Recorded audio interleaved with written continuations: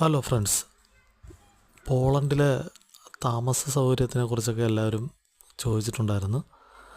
അപ്പം നമുക്ക് വരുന്ന വർക്ക് പെർമിറ്റിൽ നമുക്ക് താമസിക്കാവുന്ന സ്ഥലത്തിൻ്റെ എല്ലാം ഡീറ്റെയിൽസ് അതിൽ മെൻഷൻ ചെയ്തിട്ടുണ്ടാവും.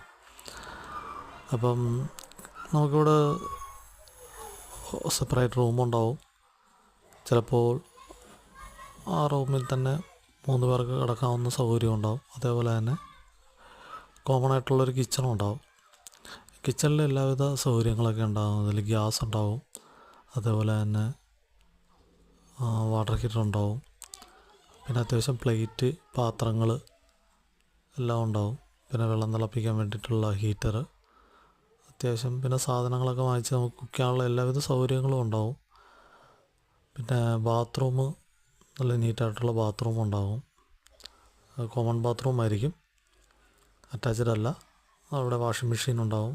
അതേപോലെ തന്നെ യൂറോപ്യൻ ക്ലോസറ്റ്, പിന്നെ ഷവർ ഏരിയ പോലെ നീറ്റായിട്ടൊക്കെ നമുക്ക് ഉപയോഗിക്കുന്ന. അതേപോലെ തന്നെ റൂമിൽ സിംഗിൾ ബെഡ് ആയിരിക്കും. ആ ബെഡിൽ ചിലപ്പോൾ 2 പേർക്കോ അല്ലെങ്കിൽ 3 പേർക്കോ ആയിരിക്കും റൂമിൽ ബെഡുകൾ ഉണ്ടാകുന്നത്.